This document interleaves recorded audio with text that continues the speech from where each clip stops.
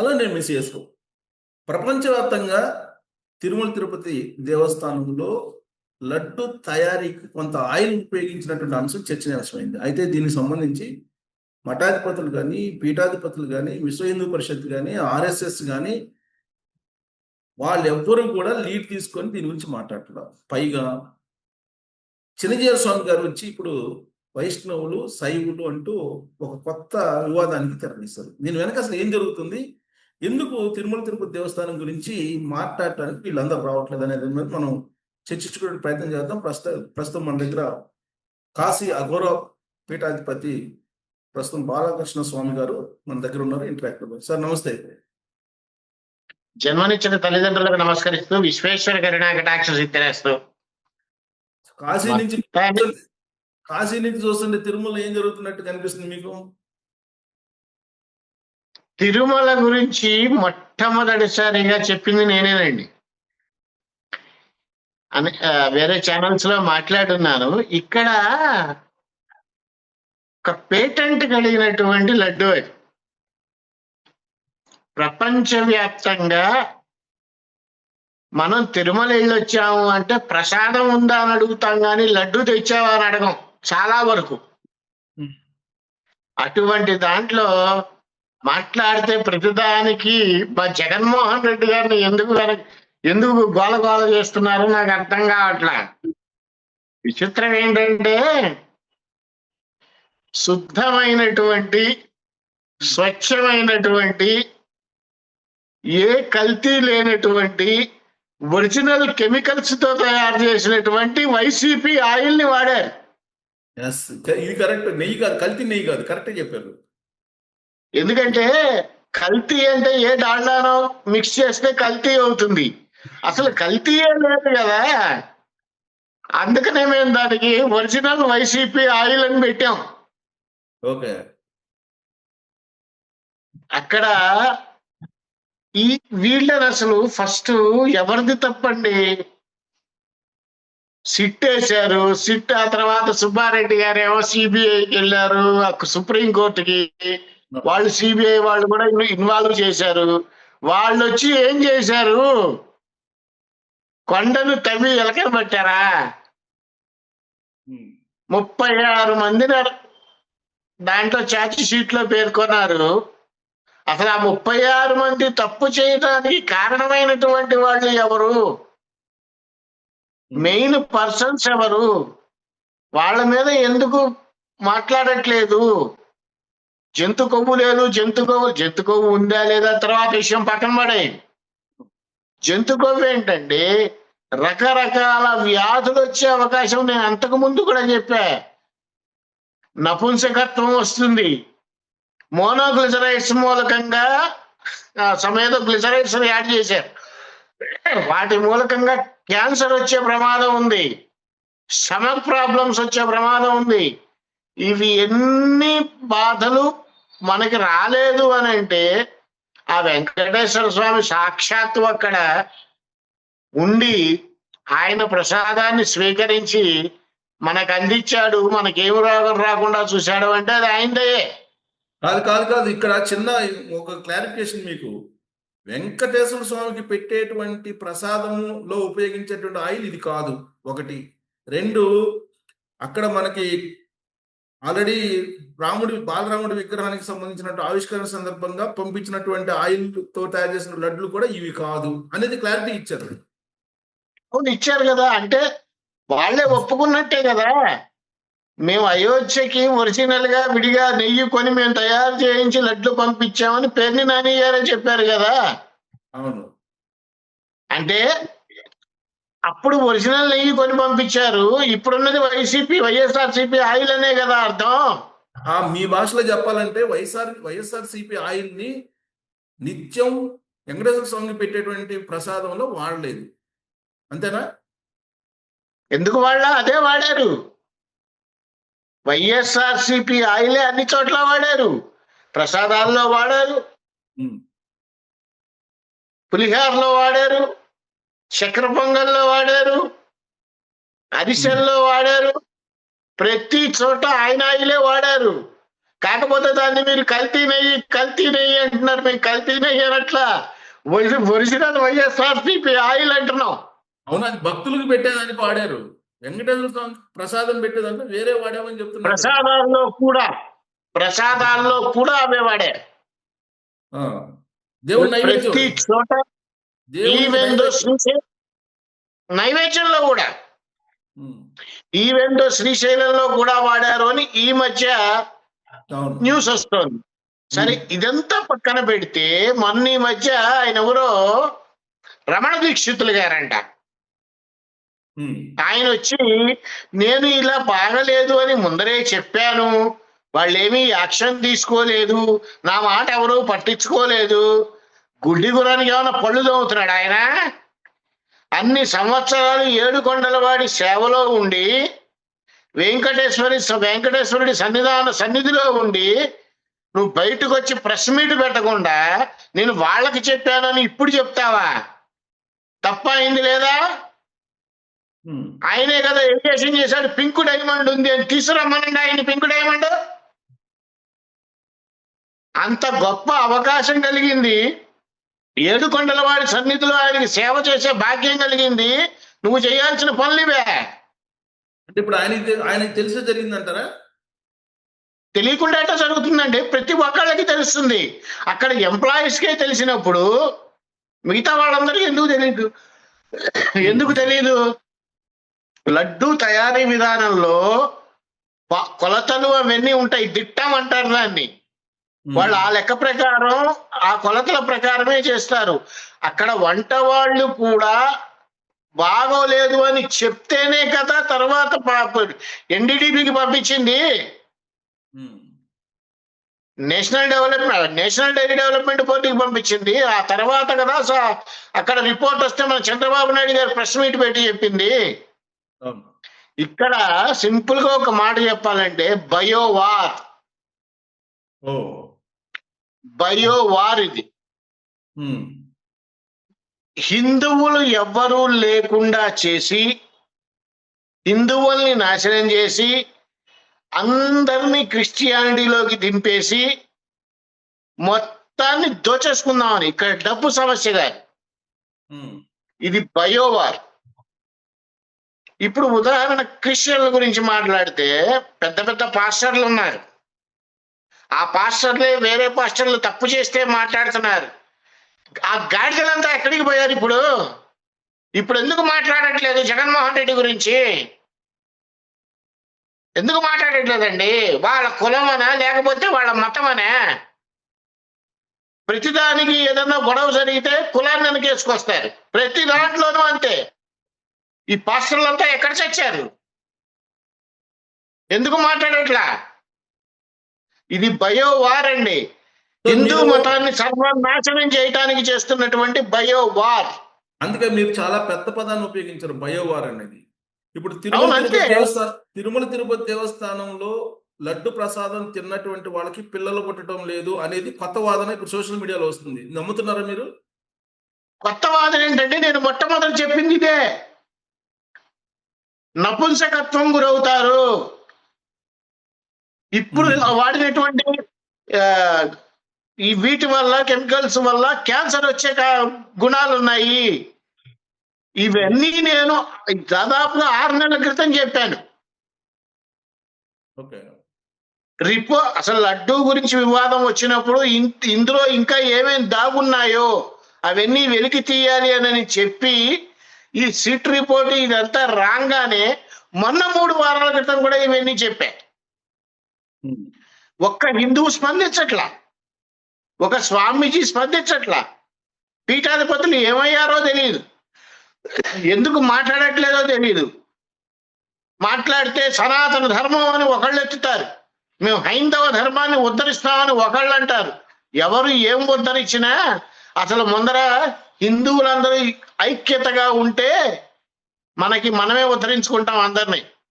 So ఈ సంఘటన హిందువులు ఐక్యతగా లేరు అనే దానికి నిదర్శనం కదా. ఎందుకంటే సోషల్ మీడియా ఉంది. ఇప్పుడు ఒక యుద్ధం లాగా అట్లీస్ట్ రోడ్ల మీదకి రాకపోయినా సోషల్ మీడియా ప్లాట్ఫామ్ మీద అయినా కానీ వీళ్ళు కనీసం ఒక వార్ లాగా చేయొచ్చు కదా. అది కూడా చేయట్లేదంటే హిందువులు ఐక్యంగా లేరు అంటే నిదర్శనమా? హిందువుల్లో ఐక్యమత్యం లేదు అనడానికి అందులో అనుమానమే లేదు. మీరు ఇందాక ఒక మాట ఎత్తారు, చిన్నజీయర్ స్వామి గారు ఏదో టాపిక్ మాట్లాడారు అని. ఆయన దీంట్లోకే వద్దాం, అండి. ఆయన ఇప్పుడు కొత్తగా మాట్లాడింది ఏమి లేదు, అంతకు ముందు నుంచి చాలా మాట్లాడాడు. అంతకు ముందు నుంచి చాలా మాట్లాడాడు. శివ పూజ ఎవరింట్లో అయితే జరుగుతుందో అవన్నీ శ్మశానాలు అన్నాడు. అంటే ఆ తర్వాత సమ్మక్క సారక్కల గురించి ఎత్తాడు. నిన్నగాక మొన్న ఆదిశంకరాచార్యుల గురించి ఎత్తాడు. ఈయన కింద నలుపేంటో ఈయన చూసుకోడు, ఊళ్ళో వాళ్ళవన్నీ మాట్లాడతాడు. నాకు ఒక పదవి ఉంది, నేను మాట్లాడే స్వేచ్ఛ ఉంది, నేను మాట్లాడితే కొన్ని కోట్ల మంది వింటారు. అంత చదువుకున్నవాడు ఈయన ఇంకోసారి అన్నాడు, అదేదో రాజకీయ మీటింగ్ లో, మా ఇంట్లో గణపతి మా ఫోటో మీద బల్లి పడితే బల్లి వెళ్ళిపోలేదంట, ఆయనకి గణపతి ఇష్టం లేదంట. అసలు శివాయ విష్ణు రూపాయ శివరూపాయ విష్ణవే, శివస్య హృదయం విష్ణు, విష్ణుస్య హృదయం శివ. వాళ్ళకి భేదం లేదు. ఈయనకి వచ్చిన భేదం ఏంటి? ఈయనకి తెలుసా అసలు 4 పీఠాలు ఎవరు స్థాపించారు అంటే ఏదో విద్యారణ్యుల వారు ఏదో చెప్పుకుంటూ వచ్చాడు. నీకు తెలుసా అసలు? ఆది శంకరాచార్య వాళ్ళు కాదు, విద్యారణ్యుల వారు ఆది శంకరాచార్యుల వారే స్థాపించారు. మీకు ఇంకా విషయం తెలియదంటే, బద్రీనాథ్లో బద్రీనారాయణ విగ్రహం ఉంది కదా, ఆ విగ్రహాన్ని కూడా ఆది శంకరాచార్యుల వారే ప్రతిష్ఠించారు. ఈయన చెప్తే అన్ని చదువుకున్న వాళ్ళకి సంస్కారం ఉంటుందండి. ఆ సంస్కారం ఉందో లేదో నాకు తెలియదు. ఇంకొకటి మాట్లాడతారు ఆయన.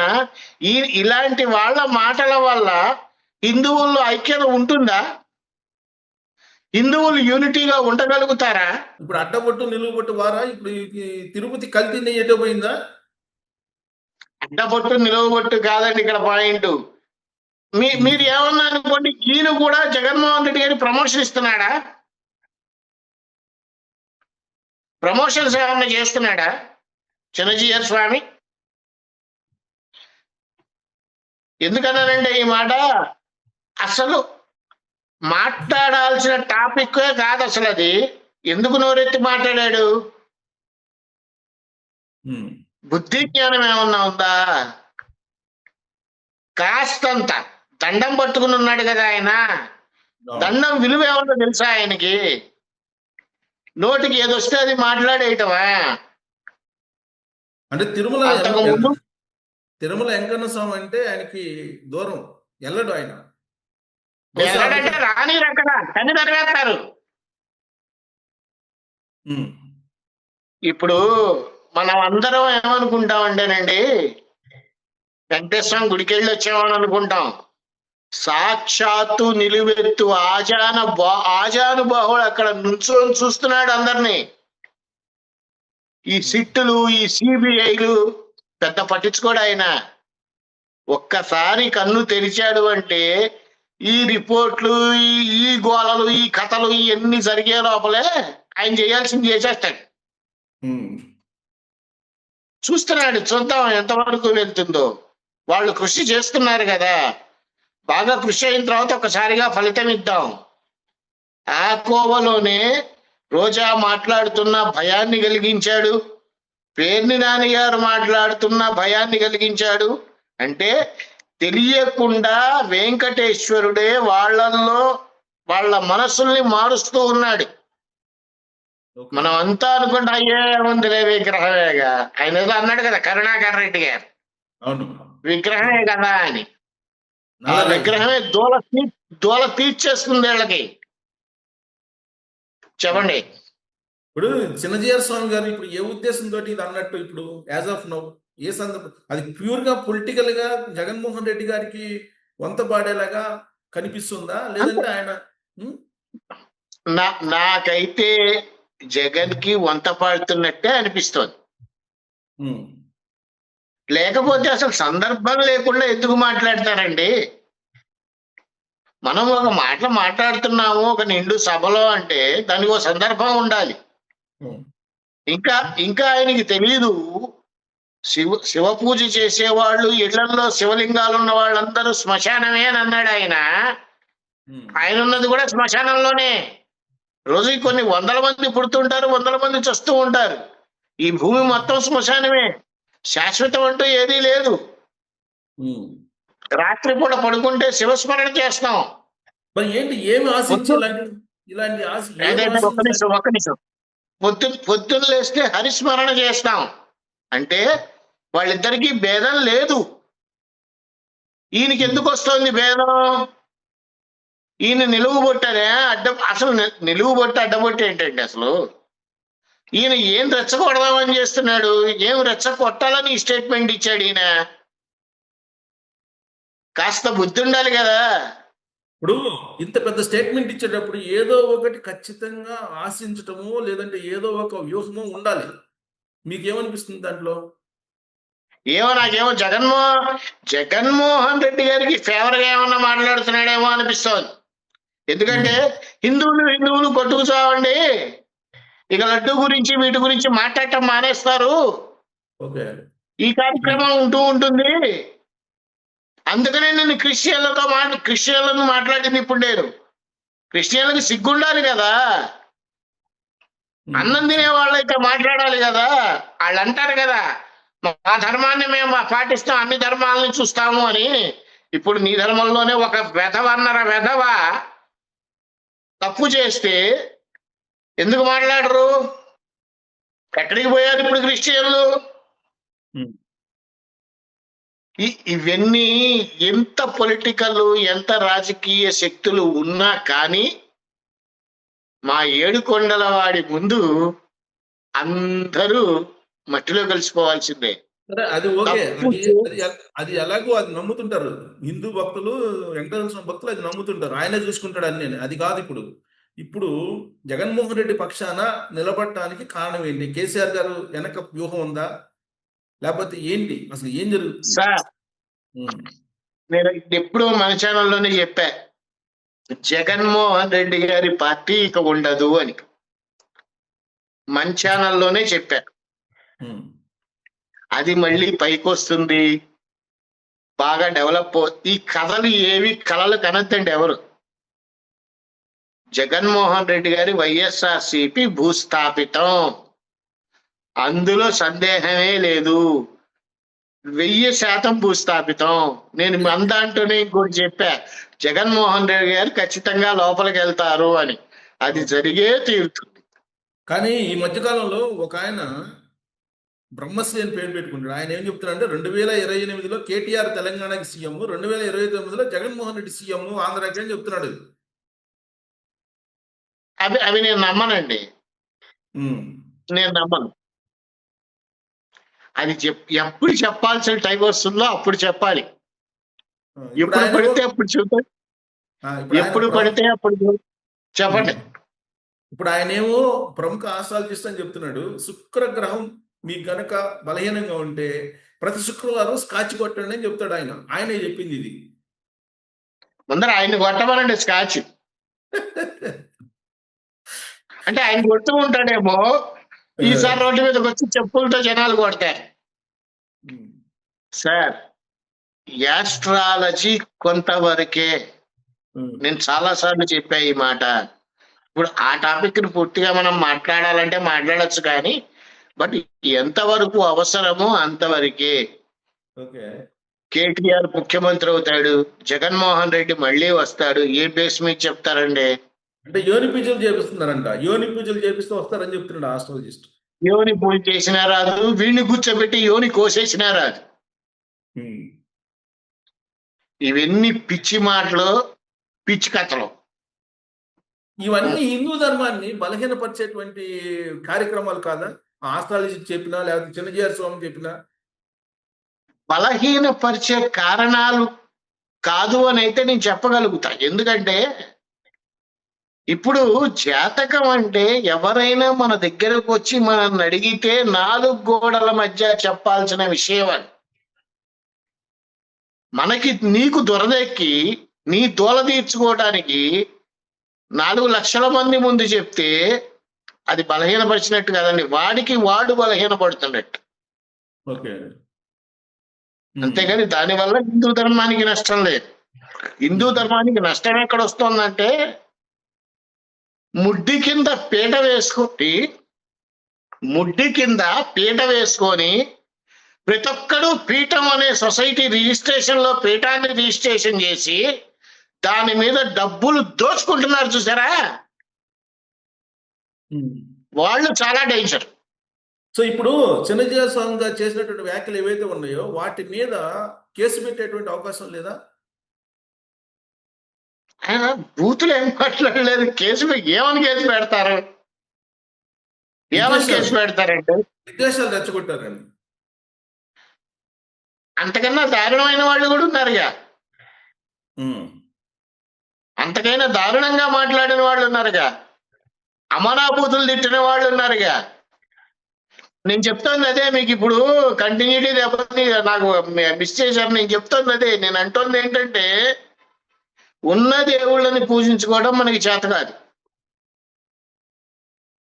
కొత్తగా ఓ స్వామీజీ వస్తే వాడు వెనకాల పడిపోతారు. ఎప్పటి నుంచో చెప్తూనే ఉన్నా, కాషాయం కట్టుకున్న ప్రతి ఒక్కడు స్వామీజీ కాదు, ఇంతంత జుట్లు ముళ్ళేసుకొని కూర్చున్న వాళ్ళు పీఠాధిపతులు కాదు అని. వినరు ఎవరు.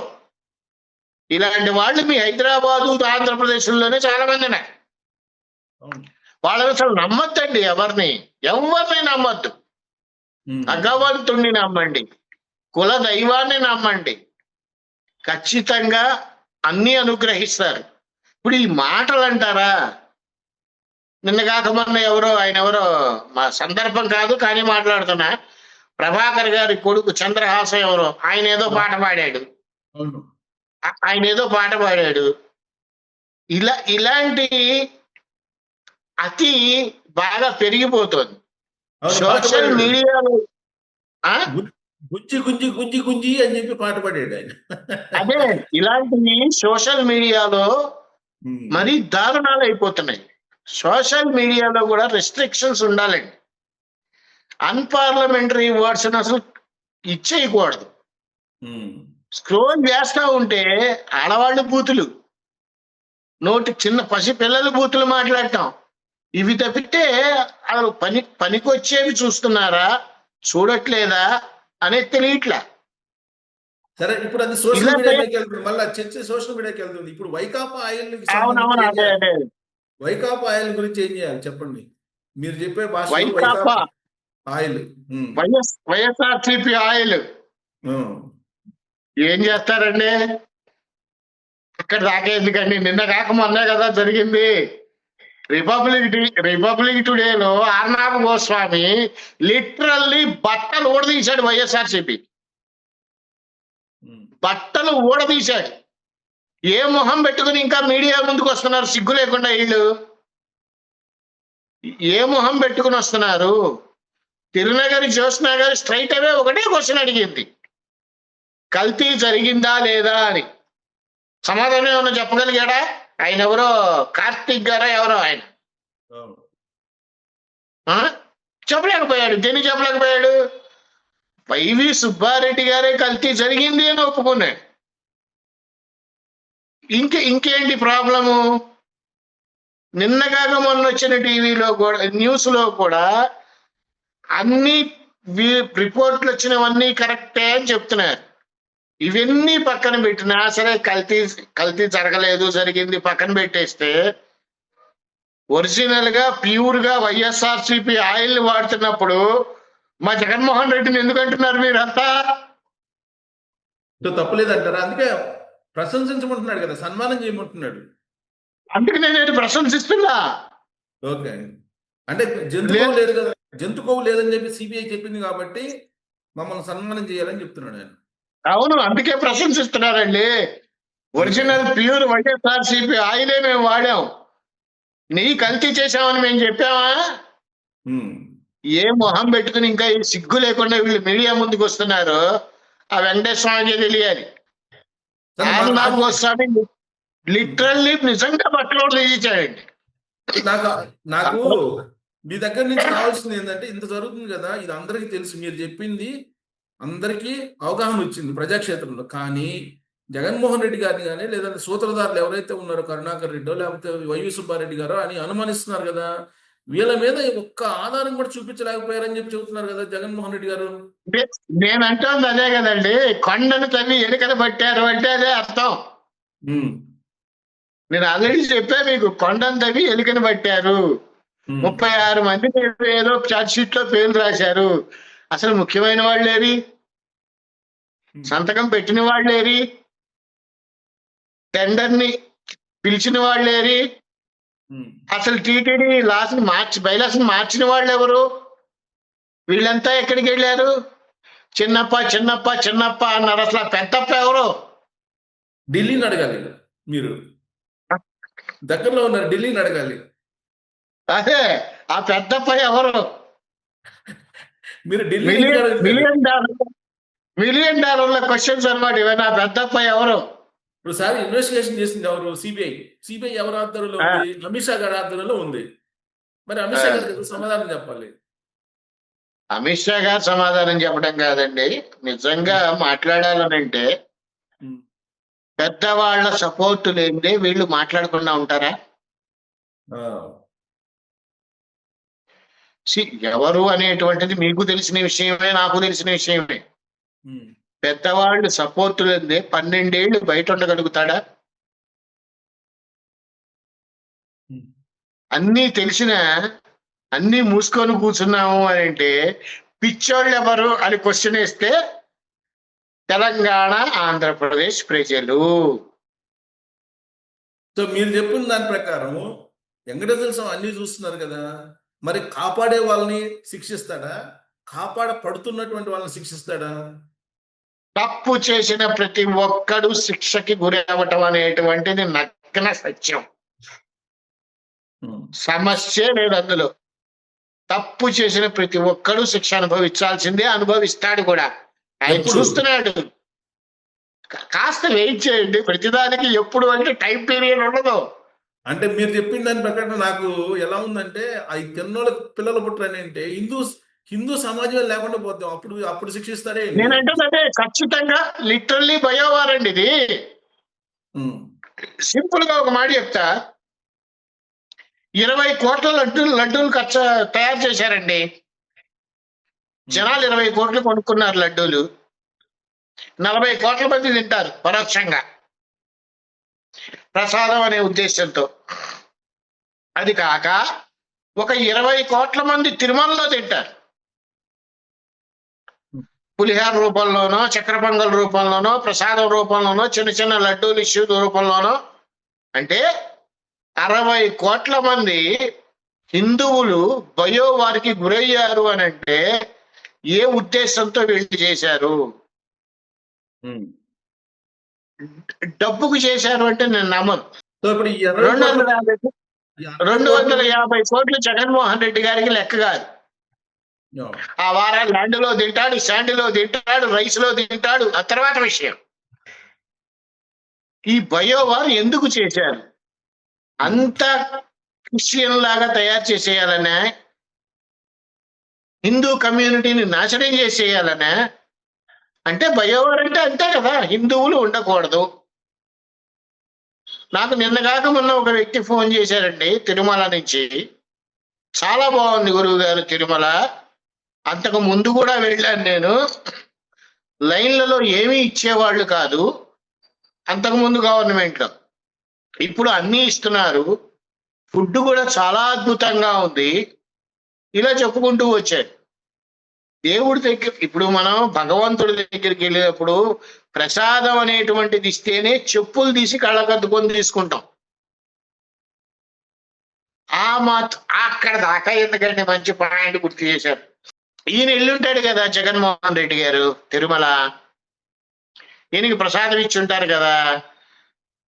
అప్పుడు మనం అనుకున్నాం పక్కన పెట్టేశాడు ప్రసాదం, ఈయన క్రిస్టియన్ కదా అని. ఆయనకి తెలిసేమో అప్పుడు ఇది ఒరిజినల్ నెయ్యి కాదురా, మనం కలిపే ఆయిల్ అని. అందుకనే తినలేదేమో.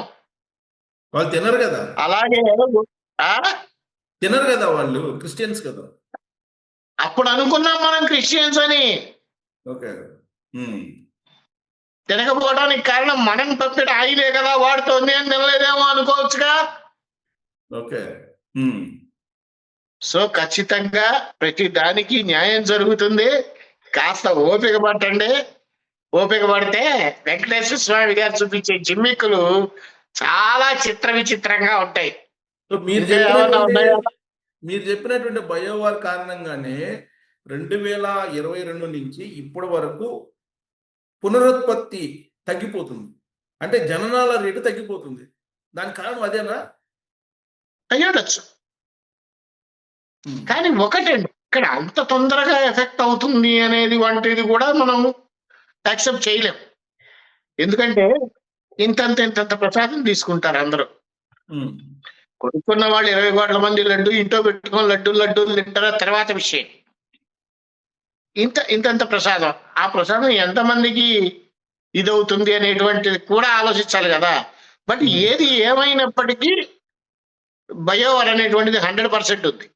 కానీ మీరు చెప్తుంటే నాకు భయం వేస్తుంది. ఎందుకంటే ఈ మధ్యకాలంలో జననాల రేటు తగ్గిపోయింది. ఇంకోటి ఏంటంటే ఆటిజం. అంటే పిల్లలు పుట్టేటువంటి ఆ, పిల్లల్లో చాలా మందికి ఆటిజం వచ్చింది. అది ఆటిజం మీరు ఎక్కువైపోయింది. మీరు చెప్తుంటే మరి నాకు ఏంటో భయం వేస్తుంది. అదేనా ఇదని అనిపిస్తుంది. అయ్యుండొచ్చు అండి, అయ్యుండొచ్చు, ఖచ్చితంగా అయ్యుండొచ్చు. ఏం తమాషా కెమికల్స్ అండి అవి. ఉమ్. లాప్సా వాడటం, లాప్సా వాడేది. అవును. సిగ్గు లేకుండా మళ్ళీ గెలిచిన 11 మంది ఎమ్మెల్యేలు అసెంబ్లీకి ఎందుకు వెళ్ళరండి? ఆ నియోజకవర్గ ప్రజలు రోడ్డు మీద నుంచోబెట్టి అడగాలిగా ఎమ్మెల్యేలని. ఉమ్. ఎందుకు అడగట్లా? సిగ్గు లేకుండా మళ్ళీ వచ్చి కల్తీ లేదు, కొవ్వు లేదు, నాన్ వెజ్ లేదు ఇట్లా మాట్లాడతారా? కానీ ఎవరైనా సరే ఎట్ట మాటైనా సరే మీరైతే నిలదీయలేకపోతున్నారు కదా హిందువులు.